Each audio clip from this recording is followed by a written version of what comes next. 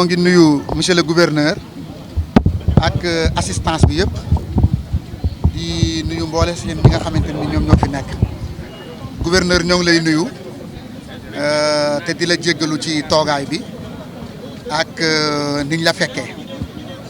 collectif bi nga xam nag moom mooy collectif des aveugles diplômés en chômage ñoo ñëw tey di la déposer mémorandum bi dañoo toog ba sonn def ay pexe ba sonn yëg ni ñun ñii kat diplôme yi nga xam ne dañ koo am ginnaaw ba ñu jàngee fañ war a jànge ginnaaw ba nga xamante ne nii ñu bari ci ñun jànguñu te li tax jànguñu di ci ñoom ndax école ba ñu waroon a jàngee dafa nekk benn te mënta jël ay place yu bari ñooñu ñu bari ci ñoom nekk ay ndaw nekk ci mbedd mi wala nekk ci kër yi te yor seeni diplôme wala ñu ñàkk a yor seeni diplôme baree ba bëgg a dee ñooñu noo dajaloo woon ci benn collectif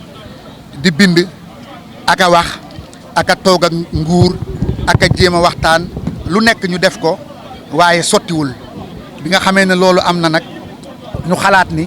war nañoo mën a génn ngir wax ak président de la république wax ak askan wi ndax xam nañ président de la république yéene ji ni moom la am ci ndaw ñi te ñii ma la wax ay ndaw nekk ci ay ndaw yoo xam ne jàng nañ am nañu ay diplôme ci wàllu wépp ay ndaw yoo xam ne li tax amuñu diplôme comme ni ma ko waxee du ci ñoom looloo moo tax ñu ñëw déposer la mémorandum bi nag tomb yi ci nekk danañu ko lire ci kanam waaye dañuy wax rek ni conseil présidentiel bi nga xamante ne nii moo war a am le 22 nga xam ne président da ciy wax ak ndaw ñi dañuy ñaan loolu ndaw yi silmaxa yi nga xam ni dañoo am diplôme ak te amuñu seen collectif bi daal di cay teew mémorandum bi li ci nekk itam bokk na ci financement bi nga xamante ni financement yi nga xam ne dañ koy dégg fu nekk muy DER ak yi ci aju yëpp nga xam ne nguur a ngi koy jottali di ko joxe ñuy ñaan ñu boole ñu ci projet yi ndax am nañu ay projet déposé nañ ko fu nekk waaye yàlla dogalul ñu mës a am financement mémorandum bi li ci nekk recrutement yooyu ma leen wax nga xam ne am nañ diplôme ci wàll yëpp te ku ko xool gis ko lu leer la mi ngi ci archive état bi ñu boole leen nag def un recrutement massif pour les aveugles mémorandum bi li ci nekk mooy ñi nga xam ne jot nañ leen jël ak as néew sax ay contrat la ñu am jëluñ leen fonction publique mënuñoo avancé ña nekk INEFJA ak ñi nekk ci hôpitaux yi ak ñi nekk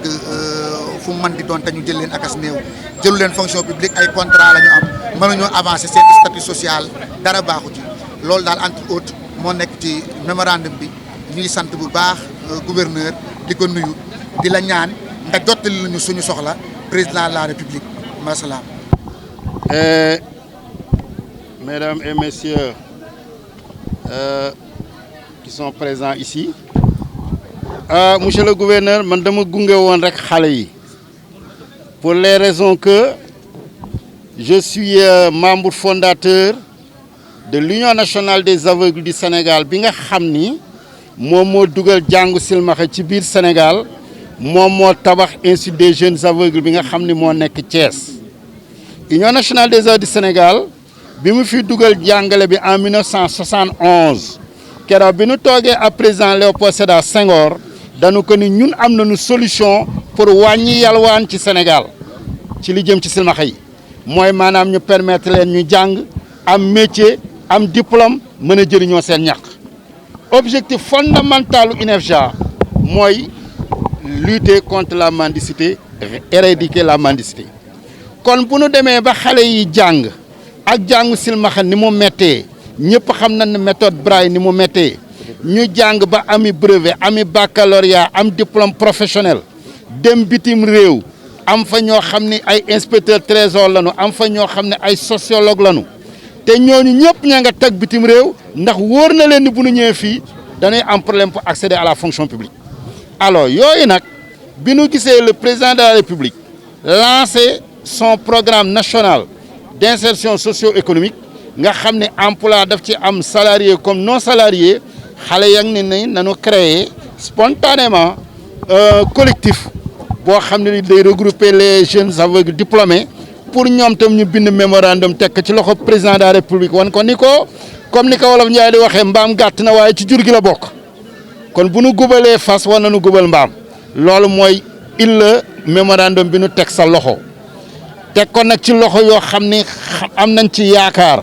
na yow monsieur le gouverneur bi nga ñëwee Thiès ba léegi da nga am une attention toute particulière en direction de la cible handicapée toute catégorie confondue lu ñuy am nga sóoraale leen ci lépp looy xalaataale leen ci kon te loolu nga mësoon nekkee ci sa parcours ci fi nga jaar yëpp de Diourbel à Dakar à Thiès kon xam nañ ni lii nu teg sa loxo tey di nga ko jotale kilifa gi nga ko war a jotale kilifa googu it nag am nañ ci moom yaakaar ndax tegle nañu ñetti réunion conseil des ministres le président Macky Sall def déclaration wax ni mi ngi ñaan ministre des finances ministre de la santé ministre de l'éducation nationale enseignement supérieur que ñu def tout pour améliorer les conditions de vie et d'études des pensionnaires de l'INEFJA bi emploi fonction publique yi commencé ci 2021 il a fait une déclaration conseil des ministres bu ñëpp dégg mu ni nañu recruter les personnes handicapées dans le quota du ministère de la santé et de l'action sociale yooyu yëpp nag kon ñu xam nañu moom instruction yi mi ngi koy joxe waaye jafe-jafe bi mooy boo demee ci suuf ça ne s'applique pas soo toogee avec le directeur de la fonction publique mu naan la am ngeen ay diplôme mais amu leen employabilité est-ce que vérifié na loolu boo toogee ak ministère de la santé ni leen kinésithérapeute aveugle ñi ngi ko formé Tunisie bachelier la mu ne la est-ce que kinésithérapeute aveugle mën na lool nan nga mën a créer école di fa injecter ay millions par année pour le fonctionnement école boobu ba pare ña fay génn ngay douter ci seen ay performance y a problème alors gannaaw nag léegi moom ñi mu nu boolee ci suuf bu nu fa demee duñ fa fekk ay nopp yu dégg moo tax collectif bi juddu moo tax marche bi am moo tax mémorandum bi am ñuy ñaan nag population Thiès ñi nga xam ne ñoo jàppale nu ñëpp société civile beeg ñëpp ñoom tam nañu àndante ak ñoom pour que le plaidoyer soit fort que le plaidoyer soit entendu plaidoyer bi nag du lenn lu dul que xale silmaxa yi nga xam ne góorgóorlu nañu ba am lu nu mën ñu dimbale leen que ñu jëriñoo seen ñàkk la mendicité ne peut être éradiquée que par des moyens humanistes et réalistes mais du ay ramas soo koy régler do ay dem ci rajo bi naan bàyyi leen yalwaan moo koy régler il faut les mettre au travail parce que ñoom dañu am dignité humaine comme tout le monde monsieur le gouverneur je vous remercie maa ngi remercier ñi ñëw jàppale ci xale yi yëpp société civile beeg parti politique yeeg nos frères journalistes mais aussi mention spéciale à la police à la sécurité tey handicapés yi xam nañ ni ay citoyens ay part entière lañu parce que ñi ngi am mobilisation la police sans relâche encadré leen ba nu agsi fii ñu ngi leen di ñaanal yàlla di leen gërëm di leen. Bonjour monsieur le gouverneur, bonjour les présidents ici présents, bonjour à tout le monde chers camarades. Monsieur le gouverneur, suite à un constat, nous sommes venus déposer notre mémorandum parce que nous avons constaté, après plusieurs tentatives que nous avons fait au ministère de la fonction publique, au ministre de l'artisanat et de la transformation du secteur informel et au président de la République qui a donné des instructions à ces ministres cités qui refusent jusqu'à présent de suivre les instructions données par le président. Pour une troisième fois, le président a donné des instructions pour qu'enfin les déficients visuels puissent être recrutés au niveau de la fonction publique ou que leur projet soit financé par la DER ou par d'autres directions en charge des microfinances. Jusque-là, des projets n'ont pas été financés. Nous constatons aussi que depuis tout ce moment-là, tout a été fait, mais des instructions n'ont pas été respectées parce que ces ministres refusent de respecter les instructions du président de la République Macky Sall. Il y a des élèves sortant de l'INEFJA qui sont des standardistes, qui sont des fabricants de brosses et de serpillères, qui sont sortis de l'INEFJA et qui n'arrivent pas à travailler. Parce qu'aujourd'hui, lorsqu'ils déposent leur projet au niveau de ces directions en charge de financer leur projet, ils leur donnent que 200 000 francs. Et que 200 000 francs, ce soit 10% du montant déposé. L'autre problème, c'est qu'aujourd'hui, nous constatons parmi les étudiants ici présents ou des déficients visuels en chômage, il y a des journalistes, des sociologues, des psychologues et j'en passe. Aujourd'hui, ils ont leur diplôme, mais ils n'arrivent pas à travailler. Des solutions existent parce qu'aujourd'hui, comme la Tunisie l'a fait, aujourd'hui il existe des solutions. Quand le président prend un décret et demande à tous les hôpitaux régionaux qui recrutent les standardistes ou qu'ils financent les projets des artisans en brosserie et en tissage, cela est possible. Il est possible aussi de financer, de permettre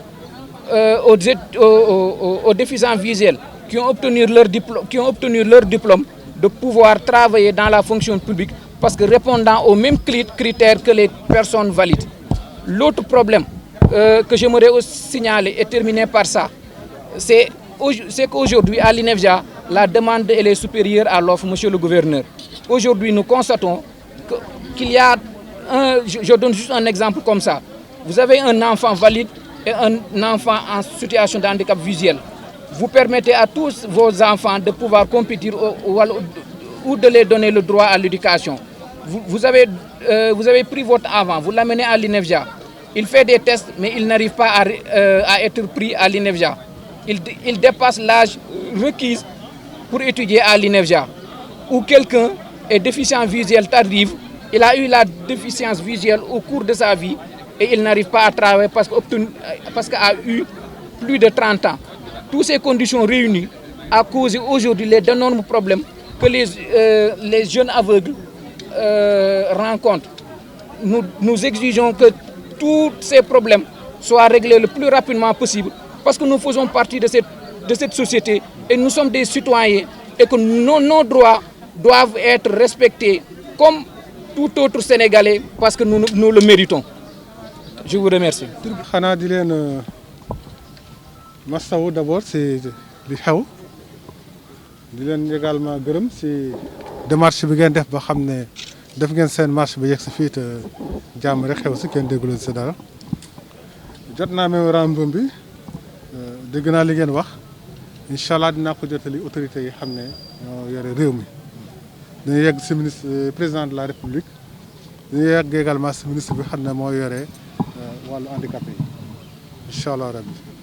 Donc vraiment vous remercier, je voudrais vous remercier donc pour cette marche pacifique et les conditions de la marche. Vous avez respecté l'itinéraire qui vous a été défini et vous l'avez fait de manière pacifique. Je transmettrai votre mémorandum en tant que représentant de l'État au président de la République et également au ministre concerné. Donc, je vous remercie.